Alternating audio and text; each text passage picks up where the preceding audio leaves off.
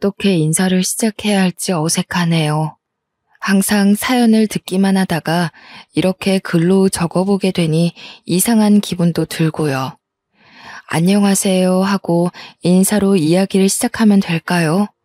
간단하게 제 소개를 드리겠습니다. 저는 40대 후반을 달려가는 아이 엄마입니다. 우리 아버지께서 나이 40 중반에 얻으신 아주 귀한 딸이나 다름없죠. 늦둥이 중에서도 아주 늦은 늦둥이라 저에게 언니 하나 오빠 하나 있는데 둘 다 20살 이상 차이가 납니다. 저희 아버지는 국가유공자이십니다. 엄청나게 어린 나이에 6.25 전쟁을 겪으시고 당시 징병 나이가 아님에도 불구하고 국군을 도와 국가를 위해 싸우셨다고 하셨습니다. 자세한 사정은 모르지만 나라를 위해 응당해야 할 일을 하셨다며 다리에 입은 총상을 아주 자랑스럽게 생각하셨습니다. 그 덕에 국가유공자로 인정을 받으셨죠.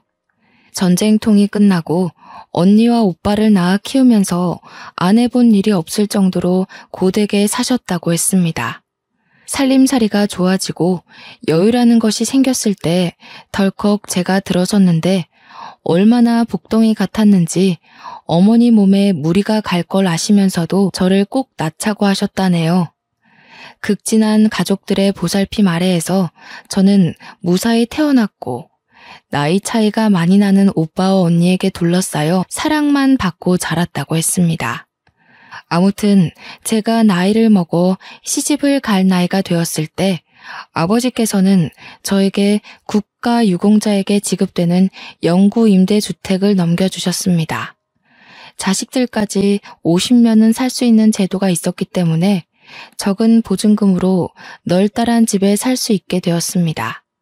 그때 이미 오빠와 언니는 노후 준비를 시작하는 단계였기 때문에 막내딸인 저에게 임대주택을 해주시는 부분에 있어서 전혀 거부감이 없었습니다. 오히려 우리 막내가 집 걱정 없이 편안하게 살 수 있어 다행이라고 좋아하셨어요. 그렇게 제 결혼이 몇 년 지나지 않아 행복하게만 살아달라는 아버지의 유언을 끝으로 아버지는 제 곁을 떠나셨습니다. 어머니께서도 몇 개월 지나지 않아 저를 떠나셨죠. 우리 오빠와 언니들은 나이가 들면 당연한 수순이라 하셨지만 제 나이 고작 30대에 두 부모님을 여의니 가슴이 아팠습니다. 제가 서론이 조금 길었죠. 이제 몇 년 전 저에게 일어난 아주 황당한 사건에 대해 이야기를 해보려고 합니다. 제가 결혼을 빠르게 한 편은 아닙니다. 30대 중반에서야 남편이랑 연인 사이로 발전하게 되었거든요. 남편과는 동네에서 어릴 적부터 꽤 오랜 시간 알고 지낸 사이였습니다. 결혼 전부터 우리 부모님, 오빠와 언니 모두 제 남편의 존재를 알고 있을 만큼 친한 사이이기도 했고요. 오빠 동생 사이로 한평생을 알고 지내다가 어느 날 서로의 존재가 생각보다 깊다는 것을 깨닫고 연인이 되었습니다. 나이가 있으니 양가에서는 더 볼 것도 없다고 하루라도 빨리 결혼하기를 원했고 저희 아버지의 노안이 깊어지실 때라 저도 서둘렀습니다. 제가 남편과 결혼한 지 1년쯤 지났을 때 제 뱃속에 새 생명이 찾아왔어요. 오랜 시간 기다린 만큼 양가의 축복을 받으며 새 생명의 존재를 확인할 수 있었습니다. 그런데 제 임신과 거의 동시에 남편의 하나뿐인 남동생인 도련님이 시댁에 폭탄을 터뜨렸어요. 바로 혼전 임신을 시켰다면서 결혼을 하겠다고 한 거예요. 시부모님은 너무나도 당황스러워 하셨습니다.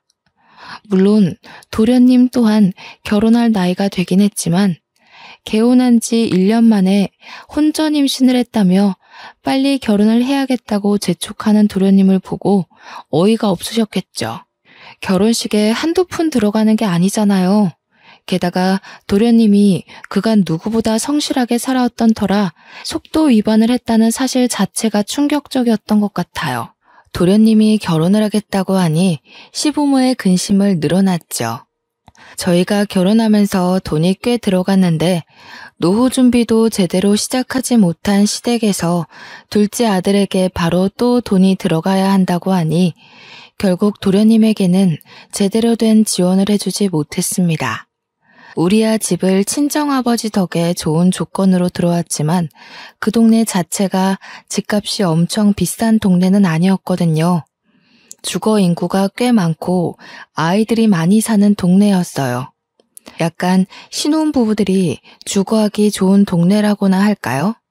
학원이나 학교도 잘 되어 있고 주변 인프라도 괜찮은 편에 속하지만 도로 교통은 조금 애매한 그런 동네요. 버스나 지하철을 타려면 최소 15분은 걸어야 하는 애매한 동네라 집값이 잘 오르진 않았습니다. 그래서 그런지 도련님도 저희 동네를 주시하는 것 같더라고요. 저한테 근근히 좋은 집 없냐고 물어보기도 했고요. 하지만 시댁에서는 그만큼의 여유조차 없었기에 저는 어떻게 대답을 해야 할지 애매했습니다. 결국 도련님네는 원룸에서 신혼생활을 시작하게 되었어요. 자세한 사정은 모르지만 동선에도 지원을 해줄 상황이 못 된다고 하네요. 시댁에서 어찌어찌 결혼 준비부터 집까지 알아서 하라며 딱 8천만 원 지원해 주신 걸로 알고 있는데 그 돈으로 결혼식 올리고 원룸에서 월세살이 하는 걸 보면 동선의 친정의 지원은 하나도 못 받은 거나 마찬가지겠죠. 저는 남편과 함께 가까운 동남아로 태교여행도 다녀오고 아이를 출산하기 위한 준비를 열심히 했습니다. 임산부를 위한 요가 수업도 다니고 태교 꽃꽂이도 배우면서요. 남편은 은근슬쩍 도련님을 도와주고 싶어 했지만 남편이 그렇게 돈을 많이 벌어오진 못했어요. 제가 태교에 집중할 수 있었던 건 오롯이 친정의 도움이었습니다.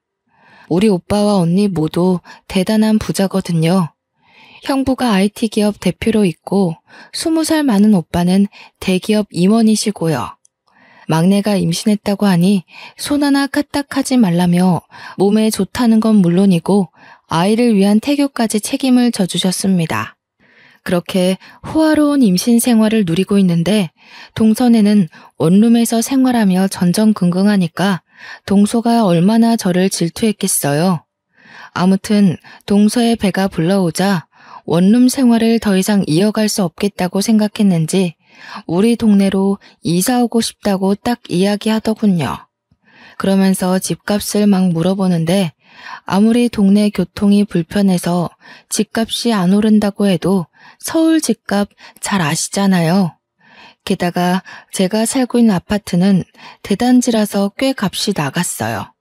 평수도 38평으로 꽤 컸거든요.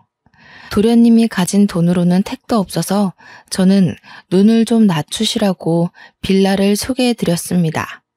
좀 노후되긴 했지만 방 2개에 거실이 꽤 잘 빠져서 아이를 키우면서 편할 것 같았어요. 어차피 돈 모을 거 생각하면 빌라 전세도 나쁜 선택은 아니었으니까요. 시부와 남편이 몰래 돈을 조금 더 보태주겠다고 했고요. 그런데 동서가 저한테 엄청나게 비아냥거리는 겁니다. 형님은 아파트 살면서 우리는 빌라에 살아라 이거예요? 동서, 내가 언제 아파트와 빌라 비교해가면서 너네는 빌라에나 살아라 했어. 아니, 우리도 아파트 살고 싶은데 지금 빌라만 추천해 주시잖아요. 그것도 엄청 오래돼서 녹물 나올 것 같은 그런 곳만요. 동선의 사정 생각해서 얼추 부담 안 가는 곳으로 알아본 거야. 나도 만삭인데 이거 알아보러 돌아다닌다고 배 땡기고 다리 붓고 그랬는데 너무한 거 아니야? 적당한 운동을 하셔야 애도 잘 나오죠. 형님 매번 앉아서 하는 꽃꽂이 같은 것만 하시던데 그거 다 사치예요. 우리 언니가 시켜준 태교인데 왜 지가 나서서 사치 부린다고 하는지 이해가 안 갔습니다. 그냥 제가 하는 모든 일이 눈꼴시라서 트집을 잡고 싶어 하는 걸로만 보였어요. 저는 한숨을 푹 내쉬면서 동서가 이해할 수 있도록 설명을 다시 해주었어요. 동서, 대출을 많이 받아봐야 도련님 혼자 감당 못하니까 하는 소리지. 그 빌라 내부 봤어? 생각보다 넓어서 괜찮을 거야. 가진 금액 생각해서 이사를 해야 할 거 아니야. 말 나온 김에 형님네 부부 모아둔 돈 있으면 좀 빌려주세요. 가족끼리 어려울 때 서로 돕고 그래야 하죠. 남편이 분명 몰래 도련님을 도와준 걸로 알고 있었는데도 저렇게 뻔뻔하게 나오니까 짜증이 나더라고요. 같은 임산부라 험한 말하기도 싫고 최대한 감정을 배려해주고 싶었는데 마치 우리 남편이 돈 빌려준 걸 모르는 것처럼 저렇게 나오니까요. 저는 입을 꾹 다물었어요. 솔직히 아이를 키우기 위해 예전부터 들어놨던 적금도 있고 여윳돈을 좀 마련해주긴 했지만 그건 아이한테 쓰려고 한 돈이니까요. 도련님네 도와주려고 허리띠 졸라매고 모은 돈은 아니잖아요. 우리도 집에 들어갈 만큼 큰 여윳돈은 없지. 그럼 형님, 아파트 담보대출 안 돼요? 들어보니까 아주버님이 평생 사는 집이라고 하시던데. 그럼 자가라는 이야기잖아요. 저도 아파트 살고 싶단 말이에요. 형님네 아파트 상가도 엄청 잘 되어 있고 놀이터도 좋던데. 솔직히 저희 아파트가 대단지라서 상가에 있을 건 다 있고 놀이터도 한두 개가 아니라 각 동을 마주보고 있는 사이마다 있었거든요. 평생 살 집이라고 하니 임대 아파트라고 생각은 못하고 저희 명의 아파트인 줄 알았나 봐요. 동서는 그때부터 아이처럼 조르듯이 저한테 대출 좀 받아주세요. 아파트 살고 싶어요. 하면서 땡깡을 부렸어요. 막말로 제 친동생도 아니고 저한테 살갑게 굴었던 사람도 아닌데 저렇게 때만 쓰니까 더 꼴보기 싫더라고요. 동서, 그러면 공공임대주택 같은 거 한번 알아봐봐. 요즘 신혼부부 대상으로 많이 공급도 하고 있고. 뭐라고요? 임대주택? 그거 기초생활수급자들이나 가는 그런 데 아니에요? 거지도 아니고 어떻게 그런 곳에 살아요? 그게 무슨 소리야. 누가 임대주택 산다고 거지라고 그래? 요즘 적은 보증금에 위치도 좋고 아파트에 살 수 있고 관리비도 적어서 얼마나 인기가 많은데 너무 구시대적 발상 아닌가요? 누가 요즘 임대주택 산다고 거지합니까? 임대주택에 사는 게 돈 버는 거라고 솔직히 알게 모르게 은근히 부러워한단 말이죠. 집값이 미쳐있는 식당에 대출받아서 덜컥 샀다가 집값 떨어지기라도 하면요. 현실적으로 임대 아파트만큼 괜찮은 주거지도 없다고 생각합니다. 아무튼 동서는 저한테 대출 좀 알아봐달라고 신신당부를 하고는 자리를 떴습니다. 당연히 저는 대출까지 받아가면서 도련님네를 도와줄 마음이 전혀 없었고요. 그 정도라면 시댁에서 해줘야지 솔직히 저희가 해줄 필요는 없지 않나요? 먼저 마음에서 우러나오는 것도 아니고. 아무튼 그렇게 우야무야 잘 넘어간 줄 알았는데 시댁 식구들 죄다 모여 밥 먹는 자리에서 동서가 또 징징거리더군요. 진짜 귀에 피딱지가 않는 것 같은 기분이었습니다. 저도 언제까지 원룸에서 살 순 없잖아요. 이제 우리 똘똘이도 나올 건데 원룸에서 어떻게 애를 키워요? 그래, 너네 보증금 그래도 한 1억은 가지고 있지 않느냐? 전세 대출 받고 해서 지방으로 내려가는 것도 나쁘지 않을 것 같은데. 둘째 너네 회사에 지방 전출도 신청할 수 있지 않아? 아버님, 서울에서 살아야지 어떻게 지방을 내려가라고 하세요. 우리 아이 교육 생각하면 당연히 서울이죠. 저도 형님처럼 아파트에서 살고 싶단 말이에요. 얘가 무슨 다 커서 땡깡을 이리 피운담? 아파트 살고 싶으면 대출을 알아보던 다른 방법을 찾아야지. 친정에서는 못 도와준대? 시모가 기분이 상했는지 친정을 들먹이자 동서의 입이 합주기가 되더라고요. 저와 남편은 그냥 말없이 밥만 먹었어요. 제가 도와주겠다는 말이 없자 동서가 저를 흘겨보면서 시모한테 또 조르더라고요. 저도 형님처럼 아파트 살고 싶은데 솔직히 형님한테는 집 구할 때 얼마 주셨어요? 이도 입 딱 다물고 아무 소리 안 해주는 거 있죠? 예, 우리가 해주긴 뭘 해줬다고 그러니? 큰애네 집은 큰애네 친정에서 해주신 거야. 너도 큰애처럼 살고 싶으면 임대주택 알아봐. 그게 제일 편하다더라. 형님도 그렇고 어머님도 그렇고 왜 자꾸 임대주택 하시는 거예요? 그거 거지들만 사는 데 아니에요? 거지라는 표현이 나오자마자 온 가족이 동서를 바라보았어요. 동서는 뭐가 문제인지 잘 모르는 것 같았습니다. 참다 못한 남편이 동서에게 한마디 콱 쏘아주었어요. 재수씨, 말이 좀 이상하네? 우리가 거지야? 동서는 남편의 말에 의중을 곰곰이 생각하더니 눈을 크게 뜨고는 저와 남편을 번갈아가며 보았습니다. 입가에 슬며시 웃음을 짓더니 믿기지 않는다는 듯 저에게 물어보았어요. 형님네 임대 아파트예요? 한 건 잡았다는 그 표정을 얼마나 즐거웠으면 숨기지도 못했을까요? 저는 그냥 말없이 고개를 끄덕였어요. 그러더니 어머머 하면서 유난을 막 떠는 거예요. 어머머, 정말 상상도 못했네. 아파트 가졌다고 유난 떨더니 임대였어요?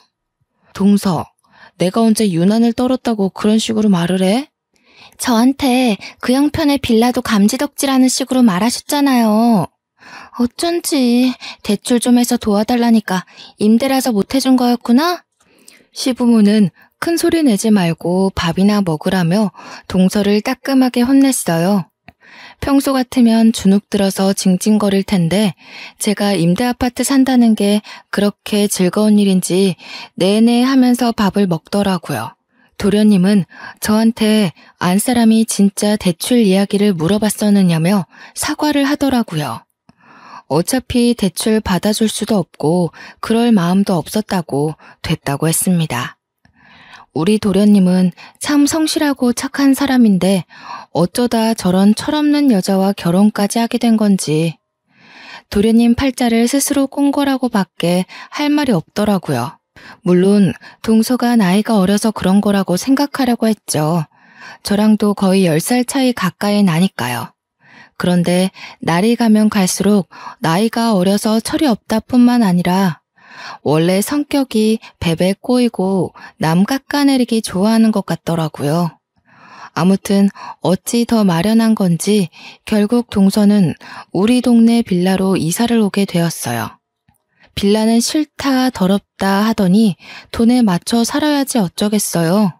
이사 준비까지 다 마치고 한 동네 살면서 저는 동서를 은근 피해 다녔습니다. 동서를 길에서 만나면 골치가 아플 것 같았거든요. 둘 다 만삭이니 출산 시기가 비슷했어요. 그런데 동서가 먼저 진통이 오기 시작한 거예요. 저는 시댁 식구들과 함께 병원에 가서 태어난 조카를 보게 되었죠. 똘똘이라고 하더니 정말 똘똘하게 생긴 조카가 누워있더라고요.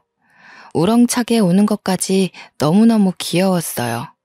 조카 선물이라고 베네 저고리에 작지만 돈봉투까지 넣어서 동서에게 선물을 했죠.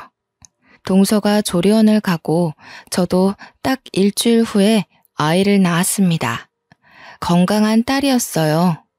시댁 식구들은 전부 아들 하나 딸 하나 태어나서 너무 행복하다고 하셨고요. 저희 언니와 오빠는 아이 낳느라 고생했다며 강남에 정말 유명한 산후조리원으로 보내주셨습니다. 동서는 동네에서 좀 큰 산후조리원에서 조리를 했거든요. 그런데 제가 강남에 있는 산후조리원에 간 그것조차 질투가 나는지 조리원을 퇴소해서 아이와 함께 집에 돌아와서도 내내 비교를 해가며 궁시렁거렸습니다. 시댁에서 차별해서 조리원을 보내준 것도 아니고 저는 친정에서 해준 건데도 불구하고 그렇게 미운 소리만 하더군요. 거기다가 저는 조카 태어났다고 선물도 했는데 받아가 놓고 저한테는 아무것도 돌려주지 않더라고요. 형님은 좋겠네요. 연예인들이나 간다는 산후조리원에서 실컷 쉬셨으니까. 조리원이 다 똑같지 뭐. 동서도 잘 쉬었을 거 아니야.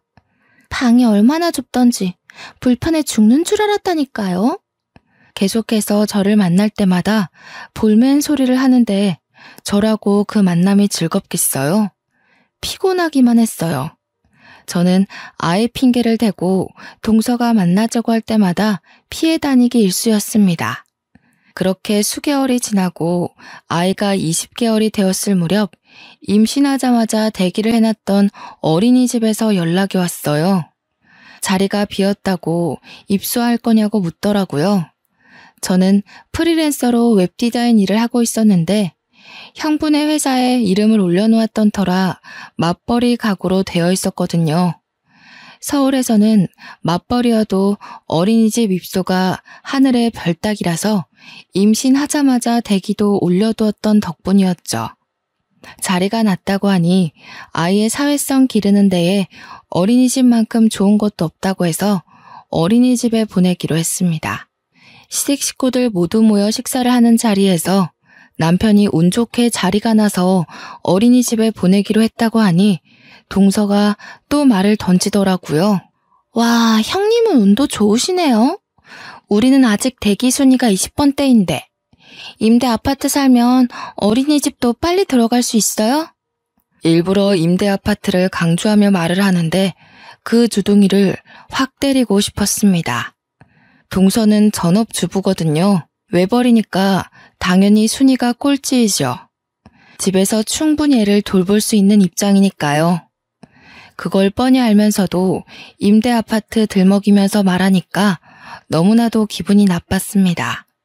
역시 임대 아파트 살면 맞벌이를 해야 하니까 나라에서도 이해를 해주는 건가?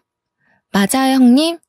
원래 힘든 사람들한테 복지가 제대로 가야 한다던데 형님네가 딱 그건가 보다. 그러면서 웃어대는데 도대체 누가 누굴 거지 취급하는 건지 모르겠더라고요. 듣다 못한 시부가 동서한테 경거망동한 행동하지 말라고 경고를 주었어요.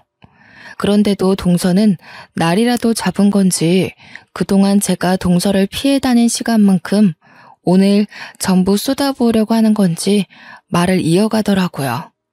육아수당이나 아동수당도 혹시 임대 살면 더 줘요? 나도 임대 들어갈까? 아니, 임대 아파트는 뭐 저 들어갈게요 하면 들어갈 수 있는 줄 알더라고요. 동서네가 살고 있는 빌라 전세에 비하면 우리 집은 궁궐인데 말이죠. 시댁 모임 있을 때마다 저렇게 대놓고 까내리는 것도 불편했는데 남편은 꾹 참더라고요. 저한테 그냥 무시하라고 배알이 꼴려서 저러는 거라고 그러면서 한숨을 푹 내쉬었어요. 동서가 집에서도 돈도 안 벌어오고 놀고 먹고 지내면서도 살림에는 신경 하나도 안 쓰고 산다고 도련님 보고 투잡디라고 난리를 부린답니다. 언제까지 빌라에 살거나 아파트로 이사 가자고 떼만 써대고 도련님이 신경쇠약에 걸릴 것 같다고 남편에게 신세한탄을 했대요. 그런 관계가 몇 년이 지속이 되니 도련님이라고 동서가 곱게 보이겠어요. 결국 뒤늦게 어린이집에 다니게 된 조카는 확실히 또래에 비해 사회성이 떨어지더라고요. 그렇게 또 몇 년이 지나고 유치원에 입학할 나이가 되었어요. 운 좋게 병설 유치원에 합격이 되어서 저는 따로 준비할 것 없이 병설 유치원을 보내기로 했죠. 서울에서 병설에 보내려면 3대가 덕을 쌓아야 한다는 말이 있던데 우리 아버지 덕인가 싶기도 했습니다. 남편과 저는 유치원 입학 날만 손꼽아 기다렸어요. 그런데 하늘도 무심하시지. 저를 못 잡아먹어서 안달난 동서는 유치원에 죄다 떨어진 거예요. 당장 어린이집을 보내자니 친구들은 죄다 유치원에 가고 자존심이 엄청 상했겠죠. 동서는 시댁에 가서 엄청나게 징징거리기 시작했습니다. 유치원에 못 보내면 어린이집을 보내야 하는데 수준 떨어지는 거 아니냐면서 영어 유치원을 보내야 할까요? 하고 은근슬쩍 돈 달라고 하더라고요. 그러면서 저에게는 임대 아파트라 그런지 유치원도 딱 병설로 붙는다고 나라에서 너무 편히 봐준다고 한숨만 나오더라고요. 남편에게 이야기하니까 노발대발하면서 도대체 임대 아파트 사는 걸로 왜 난리를 치는지 모르겠다고 했어요. 저라고 알겠나요? 그냥 쓰잘데기 없는 질투지요 뭐. 결국 시댁에서 일이 터지고 말았습니다. 동서가 어김없이 임대하면서 유치원 떨어진 거에 대해 속상함을 토로하고 있었어요. 그러다가 시부에게 영어 유치원을 보내고 싶다고 조르고 있더라고요. 형님네는 임대 살아서 병설도 턱턱 붙는데 우리 애는 어떡해요? 영어 유치원이라도 보내야 하지 않겠어요? 월 150만 원이라는데 좀 도와주세요.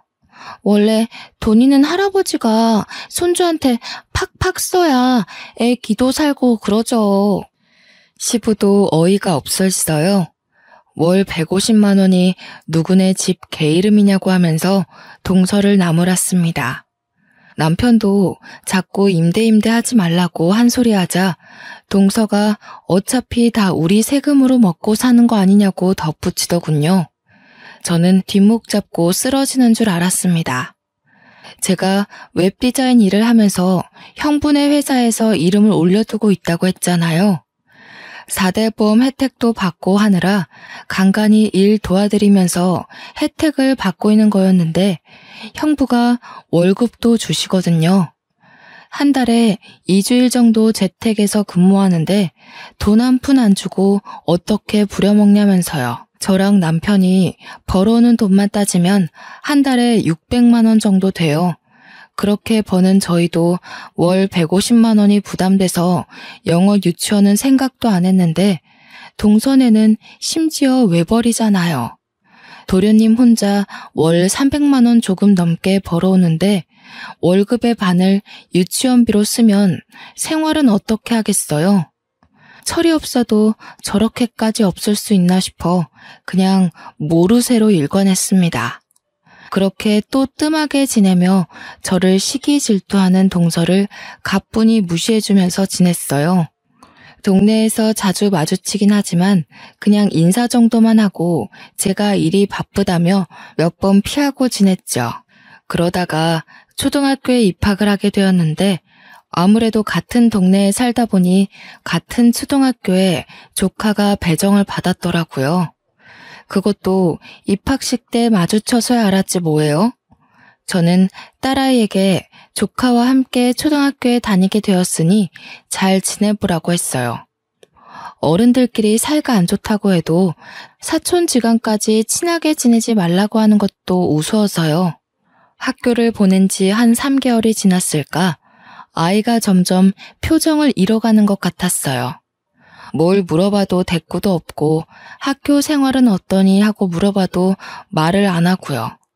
걱정이 되어서 담임 선생님이랑 상담도 해봤는데 교실에서는 아주 바르게 생활한다고 했어요. 저는 그래서 별 대수롭지 않게 생각하고 넘어갔습니다. 그렇게 여름방학이 지나고 2학기가 시작되었어요. 딸아이는 학교 가는 걸 무척 싫어했는데 저도 어릴 때 학교 가는 걸 싫어했던 터라 누구나 다 똑같은 마음이라고 달래서 학교에 보냈습니다. 그날은 우리 집에 오빠와 언니가 놀러 오기로 한 날이었어요. 오빠는 퇴근하고 놀러 오기로 했고 언니는 막내가 집에서 대접한답시고 일이라도 할까봐 도와주겠다고 일찌감치 집으로 왔습니다. 언니가 우리 딸을 조금이라도 빨리 보고 싶다고 재촉하는 바람에 언니와 함께 학교 앞으로 하교하는 딸을 마중 갔어요. 그런데 교문을 나오는 딸이 엉엉 울고 있는 거예요. 저는 어디 다쳤나 싶어서 놀래서 딸에게 달려갔습니다. 무슨 일이냐고 소리치면서 달려가는데 뒤에서 조카 녀석이 우리 딸한테 달려오더니 제 얼굴은 보지도 못했는지 코를 콱 막는 신용을 하더라고요. 어우 냄새, 거지 냄새. 이러면서 달려가는 거 아니겠어요? 옆에서 아이를 달래던 우리 언니도 놀래서 저놈은 누구니 하고 되묻고 저는 조카가 우리 딸에게 거지 냄새라는 말을 했다는 사실에 너무 큰 충격을 받았어요. 우리 애는 더 큰 소리로 엉엉 울었고요.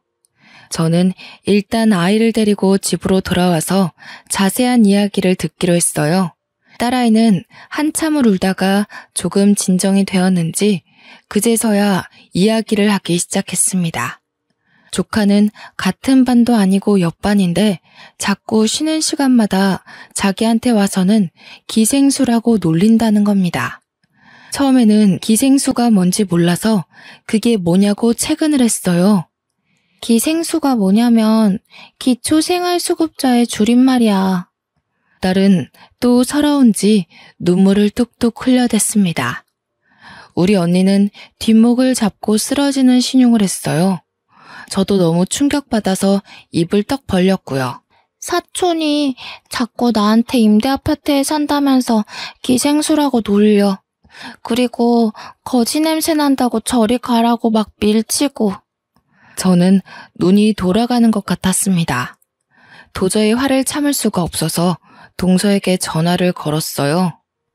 솔직히 초등학교 1학년 학생이 알아봐야 얼마나 알겠어요? 다 동서가 주입해놔서 그걸 놀림거리로 삼는 거 아니겠어요?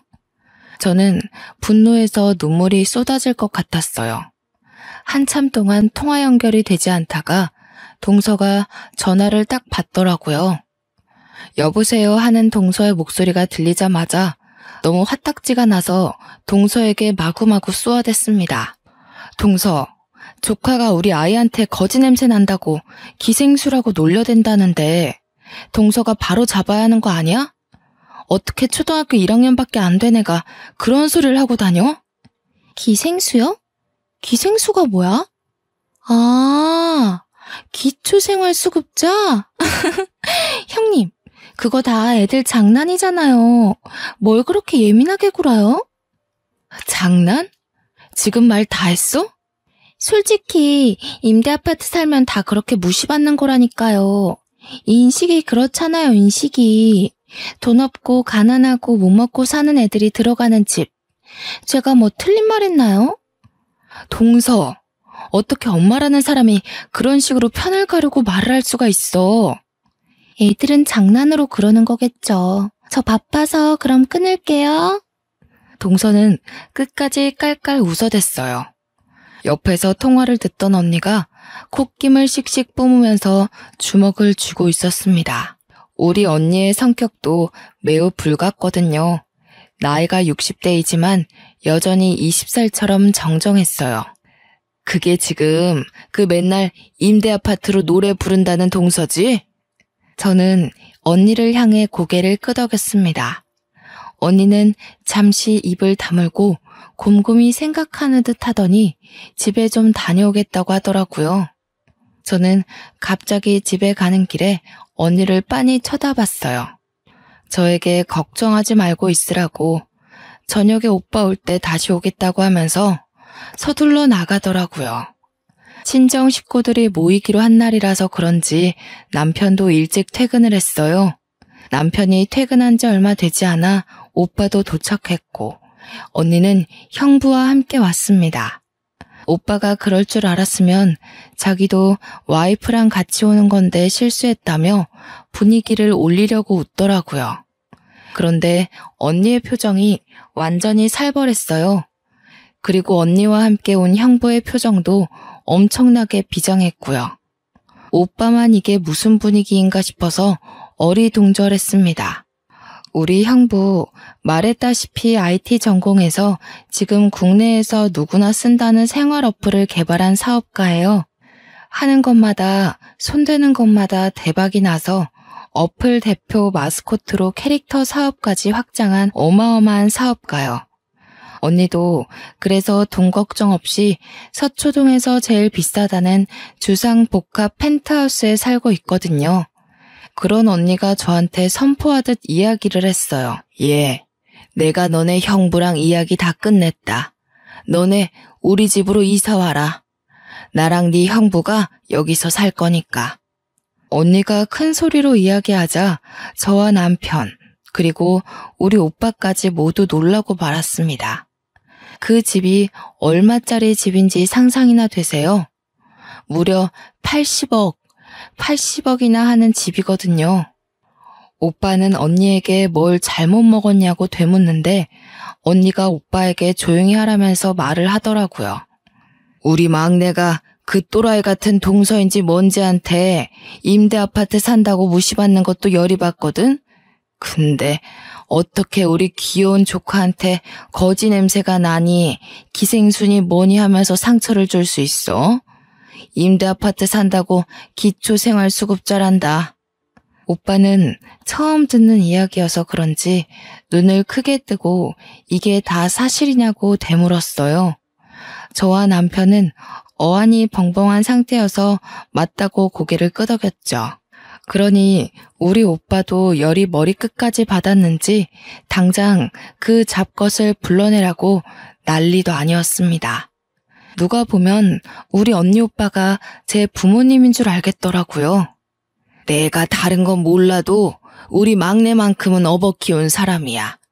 이런 취급받는 건 막내뿐만 아니라 우리 집안을 무시하는 거지. 절대로 용납하고 묵인하면 안 돼. 그러더니 당장 짐 싸라고 짐 바꾸자고 했어요. 남편은 언니에게 처형네 집 짐도 많을 텐데 이 좁은 집에서 어찌 사시겠냐고 말렸습니다. 그러자 형부가 남편에게 걱정하지 말라고 자식들 다 키워서 독립도 시켰고 이제 큰 집은 너무 심심하고 조용해서 못 살겠다고 하더라고요. 시세 차이만 해도 20배는 날 것 같은데 무슨 소리냐고 저도 언니를 말렸죠. 그러자 언니가 시세 차이가 뭐가 중요하냐면서 콧방귀를 팽 끼더라고요. 어차피 명의 바꾸자는 거 아니니까 김칫국 마시지 말라고. 저한테 여유 있게 농담도 던졌어요. 저제도 서초동 한복판에서 강남 학군 즐기면서 살아봐. 기생충이니 기생순이 그딴 소리 하는 것들 확 밟아주라고. 나도 서초동 거기 길 막혀서 운전하기도 힘들었고 여기서 사는 게 더 좋겠다고 생각해. 그리고 장인어른께서 물려주신 집이잖아. 그래, 맞다. 그 말 틀린 거 하나 없다. 애 교육시킨다고 생각하고 강남 학군에서 학교도 보내고 학원도 보내고 해. 아이 교육에 환경이 얼마나 중요한지 알지? 돈 걱정은 하지 말고. 친정 가족들이 모두 든든하게 제 편을 들어주니 눈물이 날 것 같았어요. 남편은 염치 없지만 그렇게까지 생각해 주신다면 이사를 가야겠다고 하더군요. 오빠가 잘 생각했다면서 가전도 가구도 싹 바꿔주시겠다는 거예요. 우리 오빠가 대기업 임직원으로 있는데 계열사 업체들 전부 직원 할인 받아서 바꿔줄 수 있다고 하시면서요. 이 정도로 생각해 주는데 제가 언제까지고 자존심만 부리면서 됐다고 하기도 뭐하고, 그리고 무엇보다 동서에게 복수해주고 싶은 마음이 커서 알겠다고 했습니다.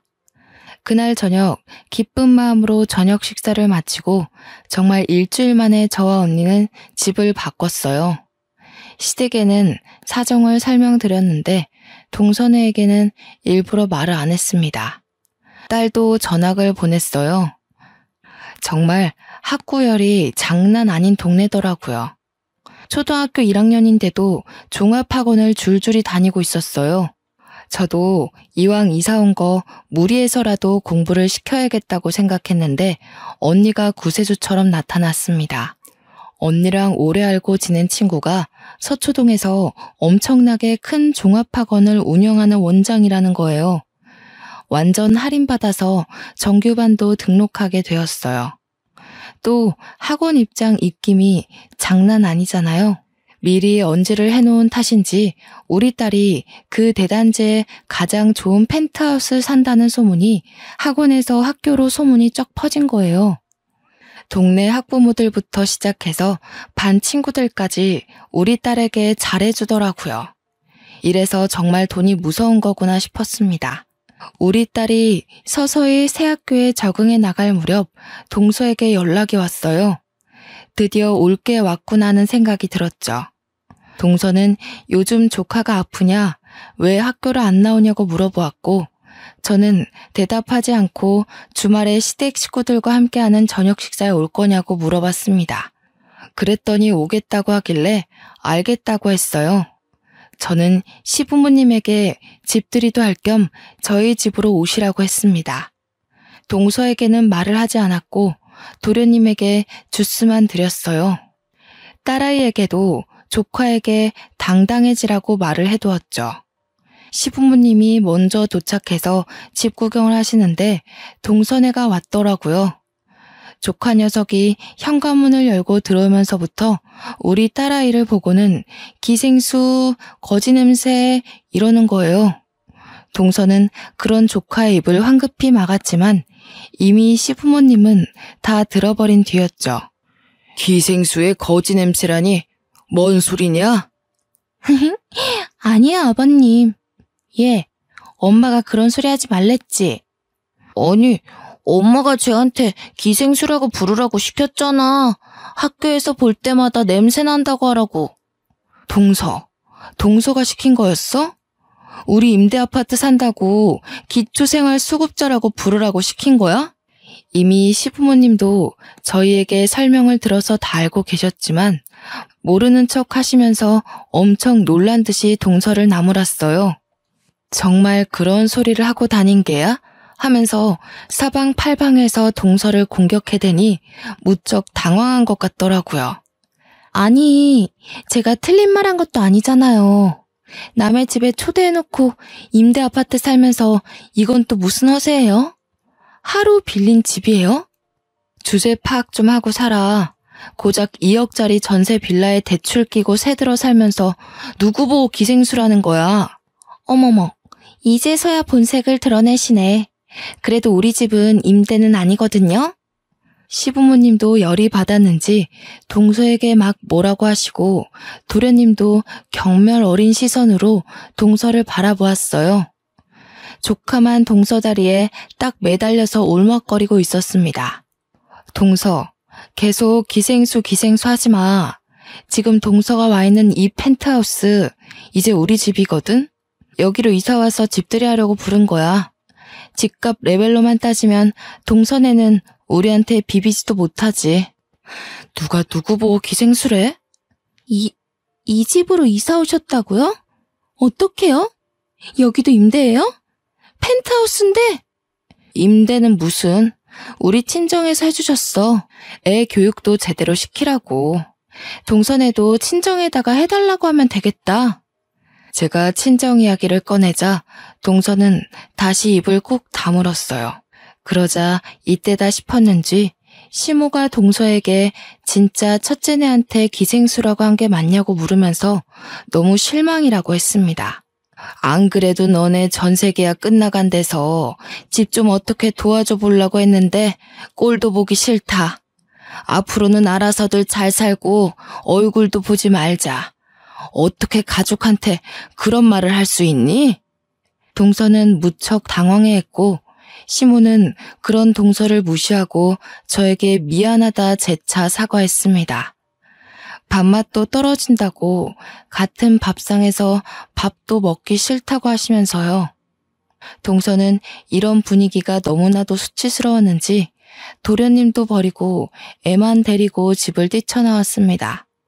그제서야 도련님도 저한테 너무 면목 없다고 여러 번 사과했고요.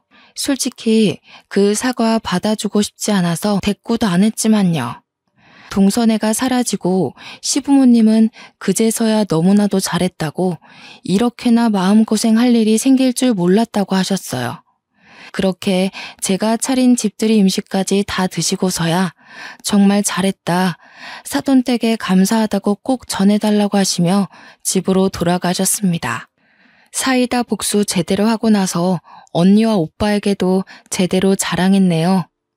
언니가 그래도 애 교육을 위해 살아보라고 한 건 진심이라고 더 살라며 배려해줘서 애가 학교 다닐 동안은 이 호화로운 집에서 지낼 것 같네요.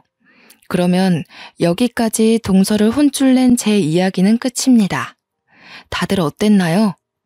요즘 돈 때문에 사람 무시당하는 건 일도 아니라던데. 어린 동서가 저런 식으로 자식 교육시키는 걸 보면 우리 아이들의 미래가 너무나도 걱정되더라고요.